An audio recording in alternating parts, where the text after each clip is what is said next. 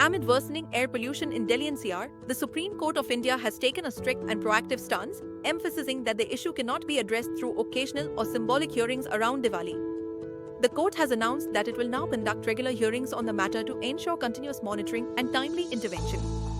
During the proceedings, the Chief Justice of India noted that the judiciary does not possess magic wand that can instantly clean the air with a single order.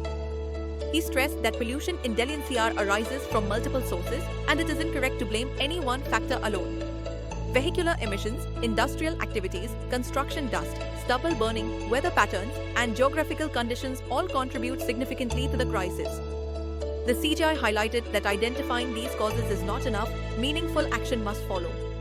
He added that only domain experts can correctly analyze the root causes and recommend effective solutions. Therefore, government authorities must work closely with scientists and environmental experts to implement long-term strategies rather than short-term temporary fixes. The Supreme Court expressed hope that the central and state governments will coordinate better and take the issue seriously, given its direct impact on public health. It has also clarified that it will, from now on, keep constant oversight of the case. The next hearing has been scheduled for Monday, signaling the court's intent to push for sustained accountability. For millions living in Delhi NCR, this development brings a ray of hope.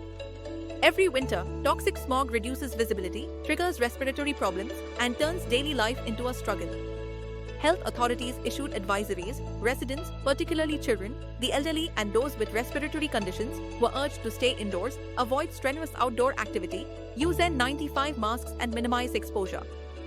With the Supreme Court now monitoring the matter regularly, citizens may finally see decisive, on-ground action rather than mere discussions and temporary measures. The court's firm message underscores the urgency of treating air pollution as a national health emergency rather than a seasonal inconvenience. BizShort in seconds, say what matters. Think business, think BizShort, tap to subscribe.